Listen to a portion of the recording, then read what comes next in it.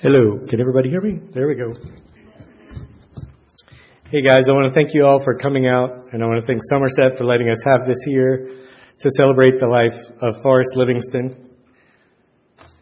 Back in 1944, there was a little baby that came home to Edith and Forrest Ketcherside. They brought home their firstborn baby, and the very first person they saw was their landlord. And the landlord said, well, is it a boy or a girl? Because back in the day, you didn't know until the baby arrived whether it was going to be a boy or a girl. They said, well, it's a girl. Well, what's her name? And they said, well, we don't know. We don't have a name for it yet. So well, why don't you call her Forrest? Because that was her father's name. And they said, well, maybe. We'll think about it. And then shortly thereafter, somebody else came to the house and said, oh, she's so sweet. What's her name? And they said, Forrest. So she became Forrest, or Forry, or some of you know her as Mima.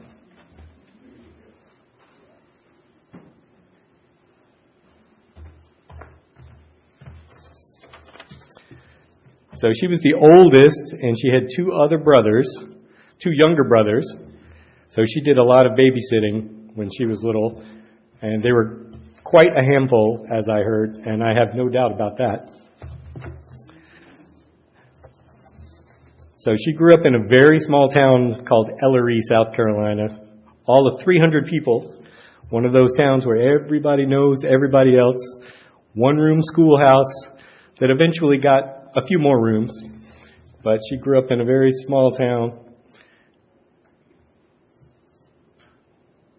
So she eventually met my father, caught his eye, and they started dating in the 7th grade.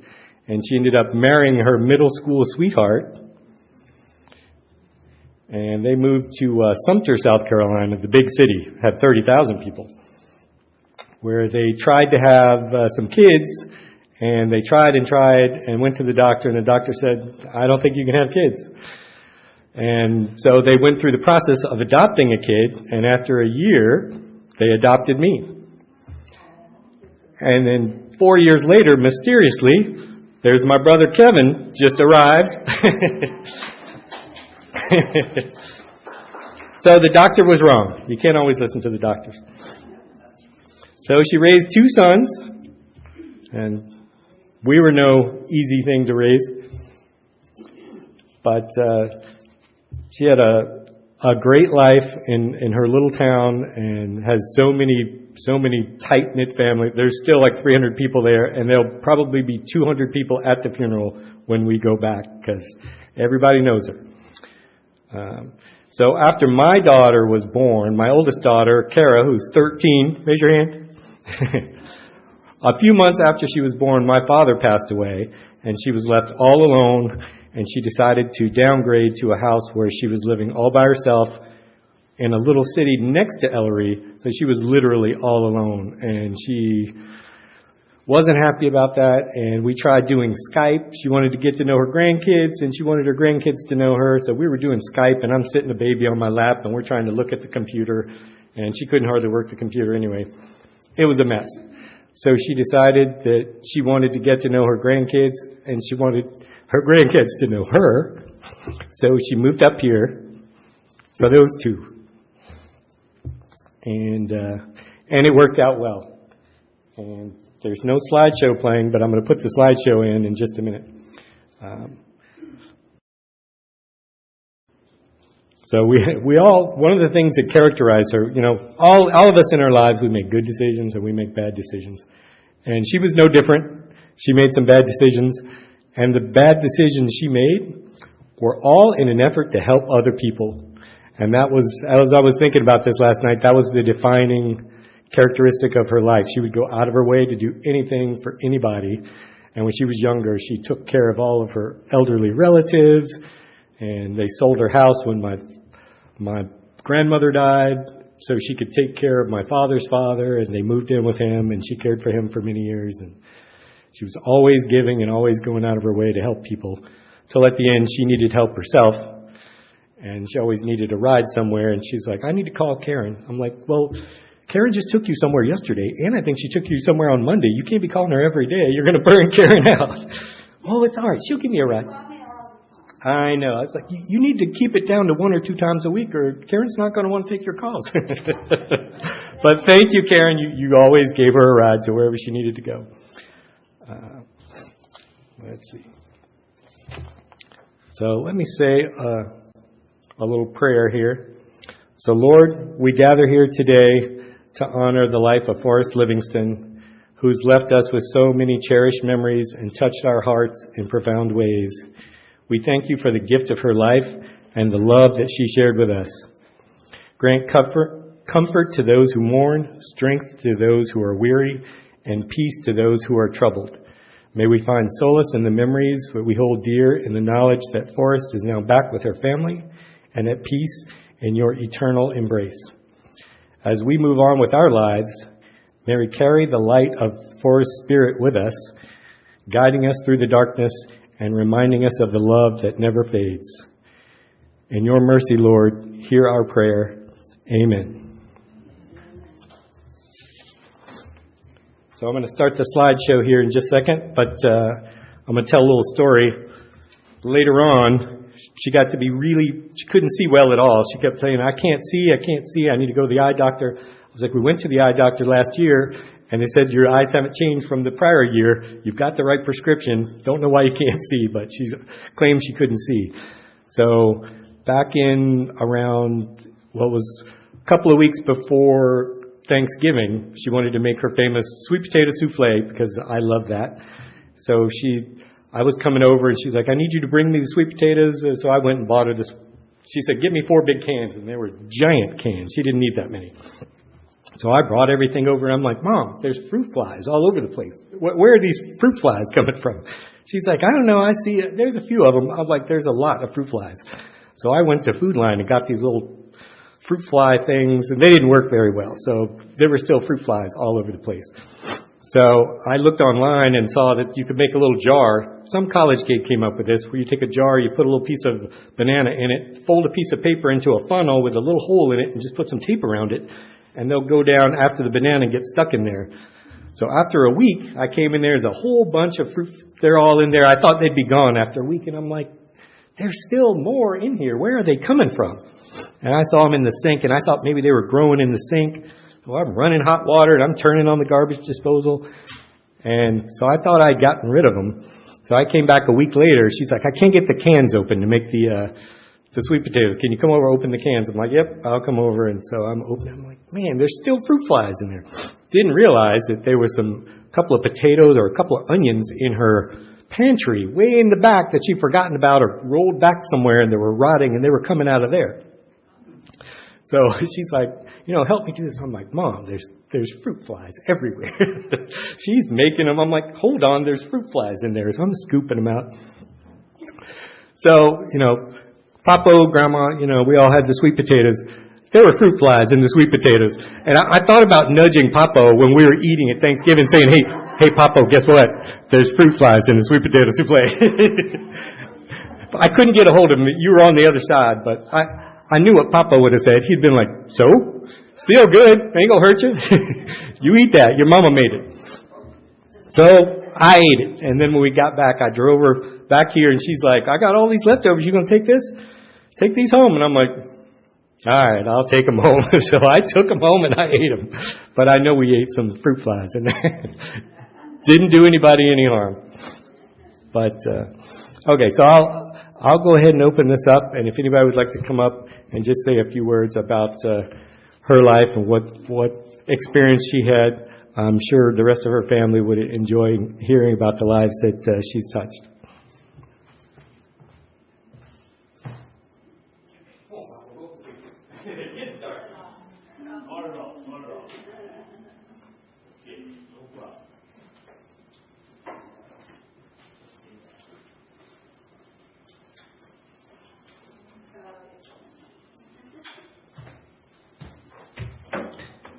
Okay, my name is James Hall, and my wife over there is Joan Hall.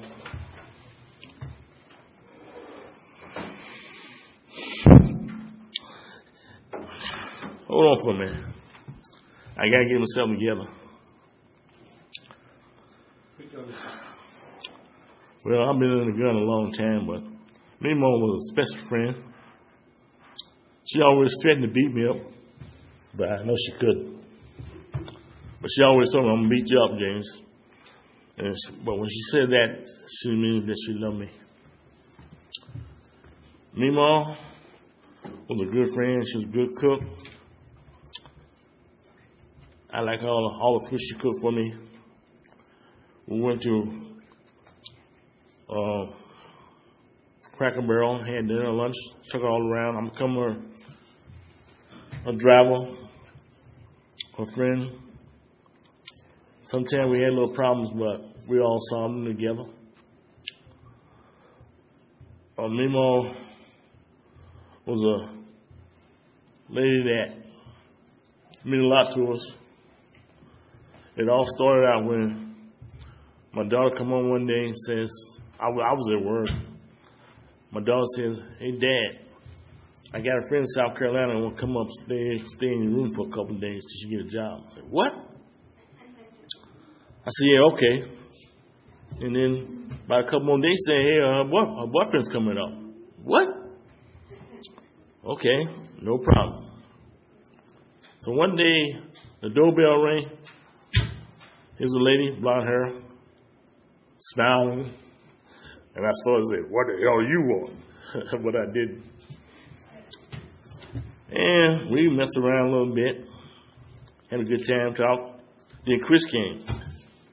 With this cat, this black cat, big old black cat. Man, I was scared of that cat, but they didn't know it. So Chris says,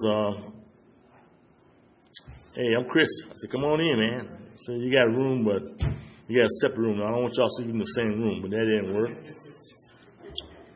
So ever since then, we became friends. Chris became my son. Beth became my daughter. And then later on, Kara came up, then Zora came up. Then I started driving for them every day, man. I took Kara to the nursery every day, man. Every day. 7-11. I'm on buy baby a new pair of shoes. But anyway, I learned to love them, they learned to love me. And I'm blessed to have them in my life.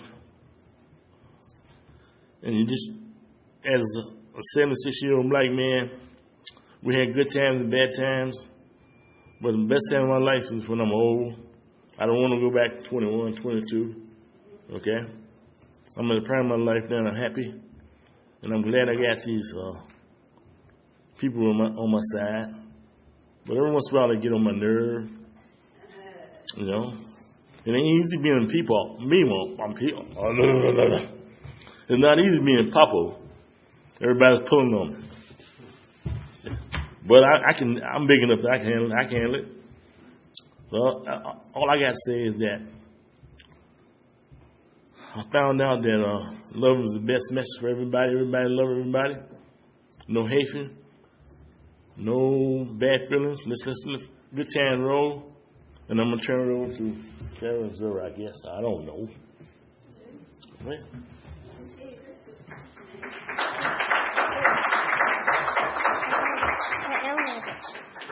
You don't have to get too close to talking. Kara. Okay, stop hitting me. Alright.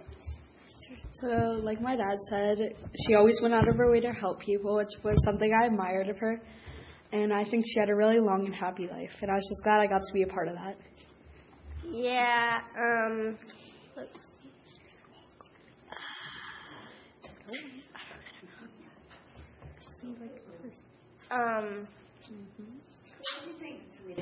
Anything you want to say, Mimo? We have an urn over there, but Mimo's not there yet, but she's definitely here because ever since she had a stroke at the beginning of December, all she wanted to do was come back home, wanted to come back to Somerset.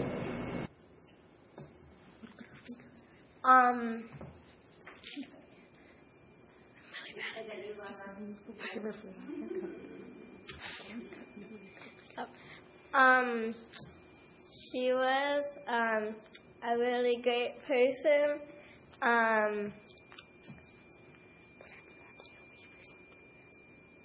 Sure, come sit. She was really kind and nice and was friends with like everyone, and yeah.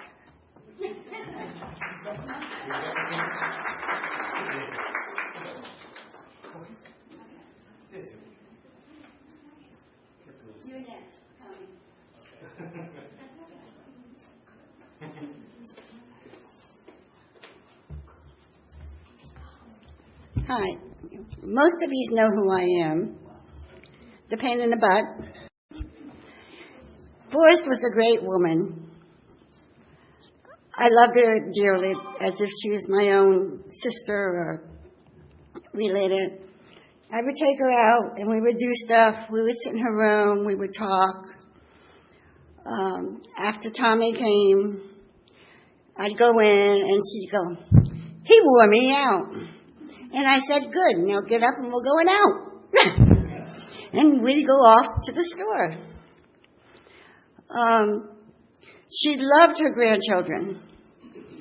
She talked about you guys all the time. She loved watching you guys dance. You guys were everything to her. And so was her sons.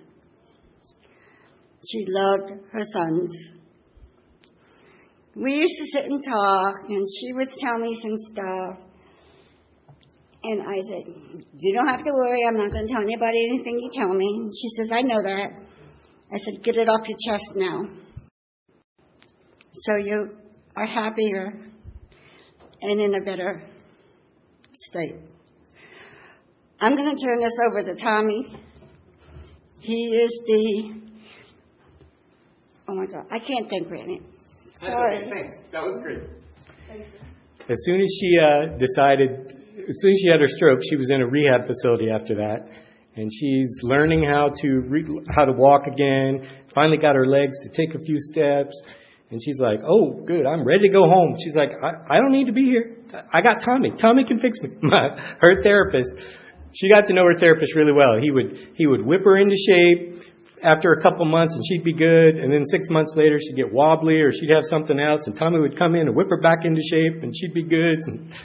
And he'd call me up. She'd call me up sometimes and say, "I did something stupid." And I'd be like, "What'd you do?" She's like, "I'm on the floor, but I don't want to dial 911, and I don't know who's working the desk. Can you come over and get me off the floor?" I was like, "Well, remember 6 months ago, Tommy taught you like how to slide over to the couch, and you said there was somehow you could get up off the floor. You could get up." Because I think she gave a demonstration here. I never actually witnessed it, but she gave a demonstration. She's like, "I forgot. I don't know how to do it." So I'd come over and get her.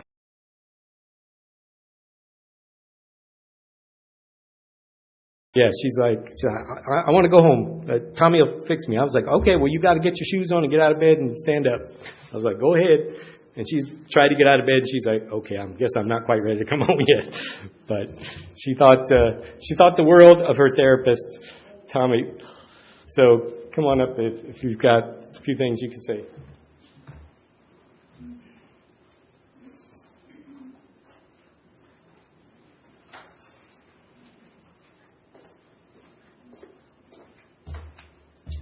Good morning. I'm Tommy. It's funny, I was getting dressed today and trying to think of what I should wear, and just pulling things out, and didn't realize I was pulling out a lot of purple. Like I had my purple bracelet on, I had my purple socks and my gray and purple shirt, and just was putting it on, didn't even realize. And then we came here and seeing the purple tablecloths, I was like, Forrest's favorite color was purple.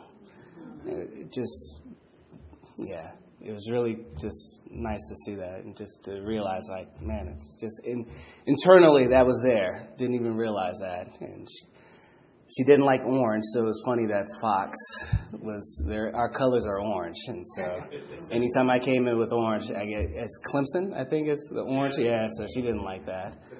Exactly. 2017 had a lot of great things happen. I just graduated from physical therapy school, married my wife, was hired by Fox, and then I came here. And Forrest was the very first person that I did my evaluation for. And she was very nice, very nice.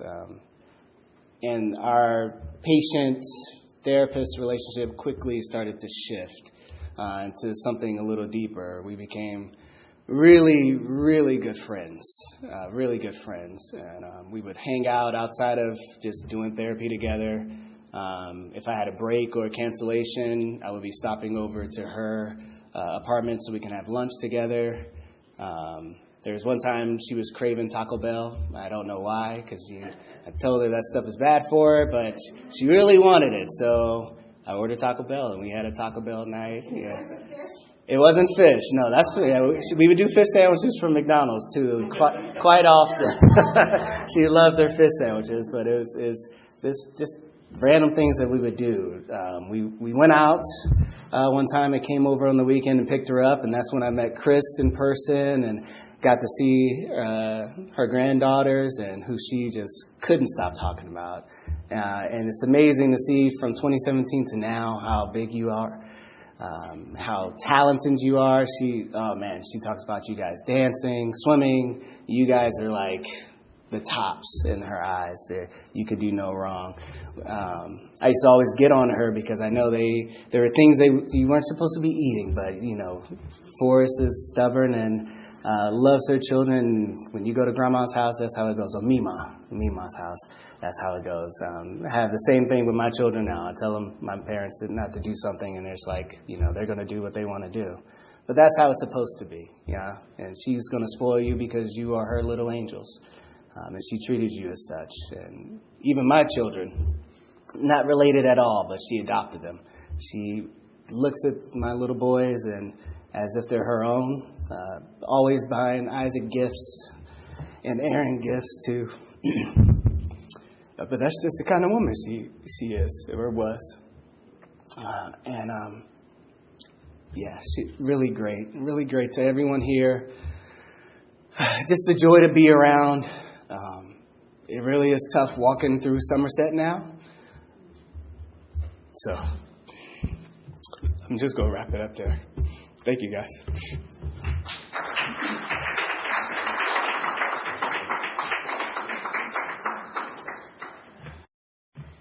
She didn't go out and do much. Unlike Grandma and Papa over there, Joni and James, they go out to all the senior centers and they go around to all of them, and they tried to drag her out, and she's like, no, I'm going to just stay home, watch TV, and I'll just stay home. And they're out doing stuff, and they couldn't get her to go out much. It's amazing how she didn't go out very much, and she didn't do very many things, but for those people who she came into contact, she developed really intense friendships with. Even her pharmacist was devastated. I took the medicine back to Safeway, and Mohammed was like, oh, not Miss Liggs, I just saw her. I just gave her a vaccine a few months ago. How could she? So I don't know if he's here or not, but everybody was devastated. She makes really good friends with just everybody. So I'll see if anybody else would like to come up and say anything.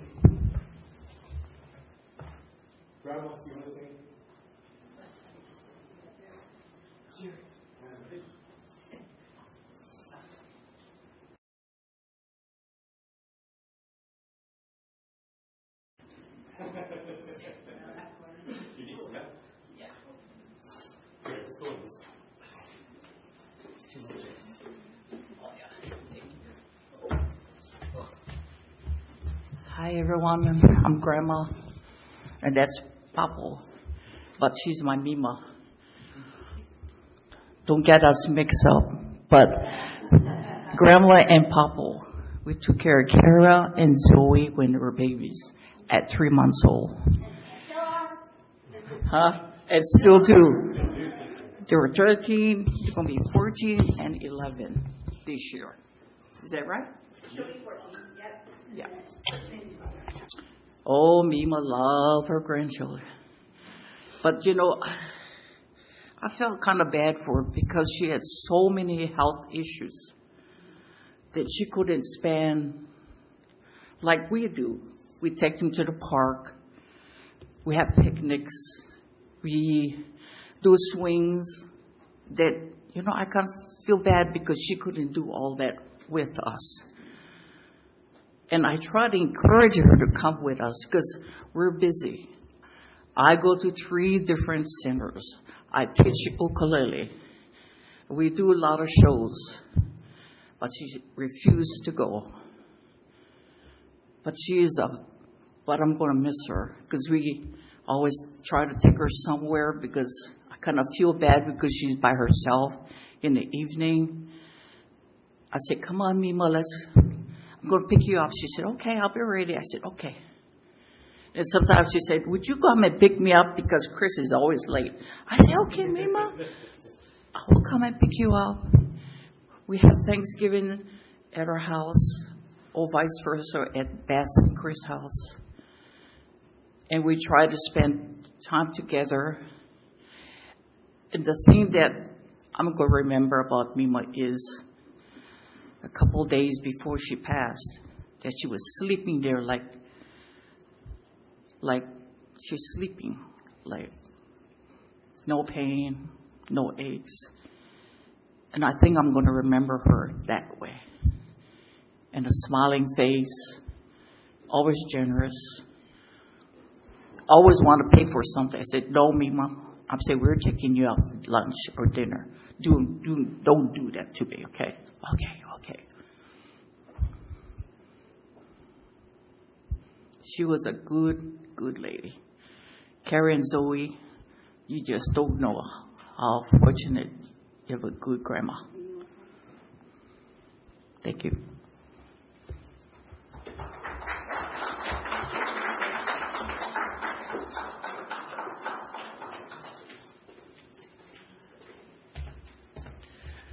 So she had a stroke, and then she started coming back, and then she had to go get a surgery to put the stent in because she was 70% blocked up in her carotid artery, which is what caused the stroke. And after that, that knocked her way back. And she's trying to come back, and she's trying to come back. And then she got, like you said, at the second rehab place, she was just asleep. And she'd be asleep for several hours. And we couldn't wake her up. She had therapy one time completely unconscious. She had her eyes open, and she's sitting there with her head down. And the guy's trying to get her, can we lift your legs? Can we do this? And she was just out cold. Later that day, I was like, do you remember having therapy this morning? She's like, no. And she just started sleeping more and more and more. And she ended up getting pneumonia, and she ended up getting COVID. She got over the pneumonia. Her lungs cleared right up with IV antibiotics, and then the COVID went away, and they had no sign of infection. And she was just started sleeping, and then the last 4 or 5 days, she just wouldn't wake up. And the doctor was literally baffled. He was thinking they were doing brain scans, they were trying to figure it out, but she was just tired and ready to go. And for 10 years, she's been complaining, I can't wait to go be with your father. I love that man. I want to go back. I'd be like, don't talk like that. But literally, she just wouldn't wake up. In fact, the cremation was held up by a day because the medical examiner was arguing with the doctor for the cause of death because he had 3 things on there, but neither one of them really was the cause of death because she got over everything. She literally just was ready to go. So it was just her time. So her 2 granddaughters are going to come up here, and they are going to do a little dance for us, a little celebration after they get some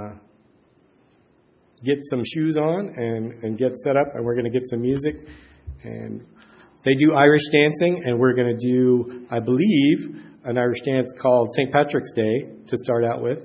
Actually, they're going to do the Kaylee first. Okay, they're going to do a group dance first, so perfect. It doesn't really matter what they're called. Just come on up and do it, and we'll get the music started.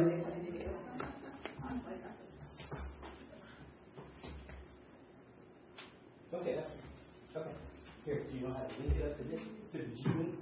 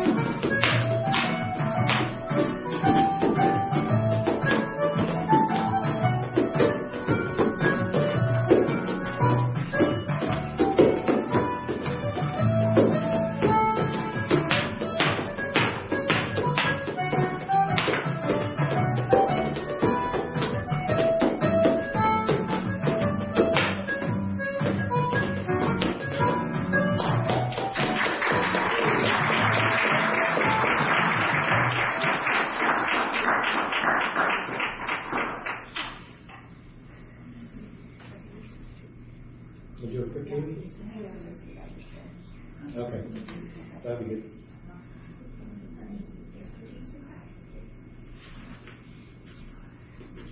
You don't have to change it, you can keep it on the... Oh, you can just can't breathe. Oh.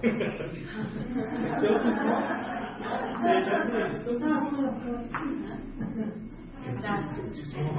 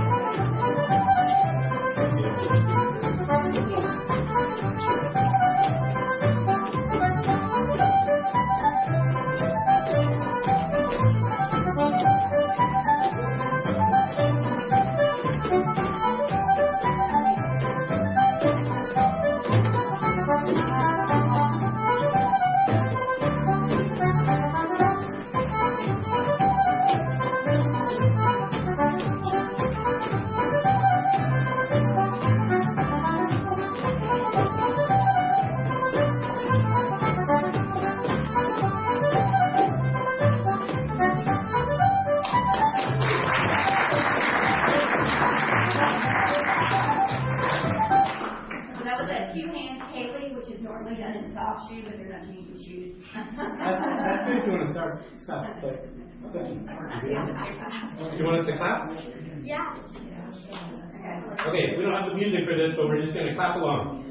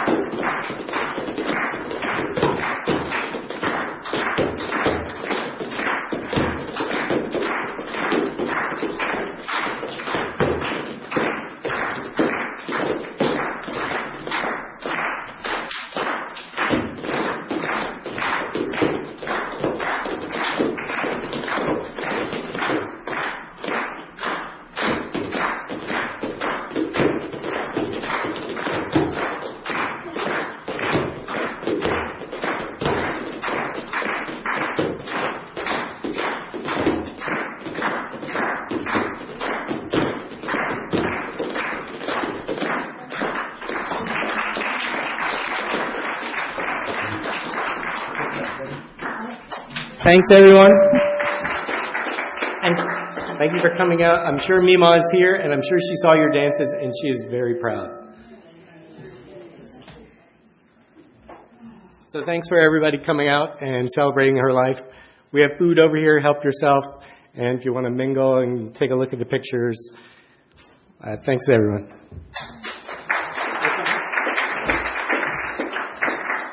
I want to thank everybody for coming. Forrest would have loved this.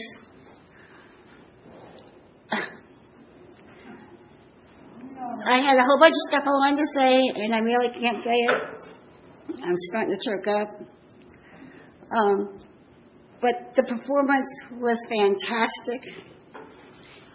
And Forrest loved you guys very much. And I know she's thinking about you, just as we all are thinking about you. So come on up, eat, and have a good time. And mingle. All right, thanks.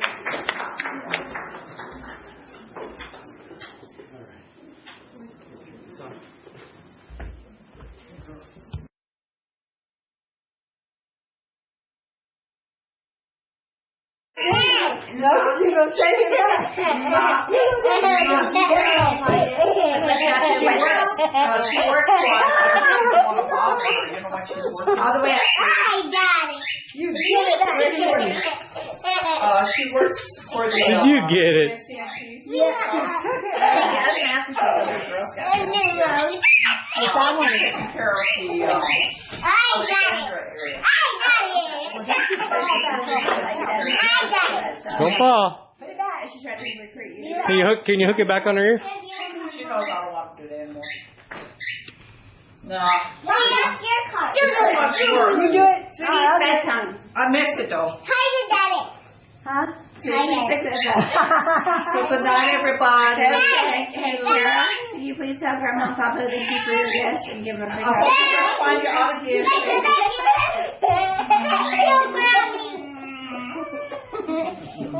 You're such a silly girl.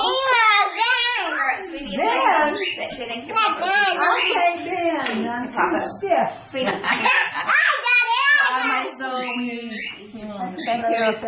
You're welcome. Give me a kissy.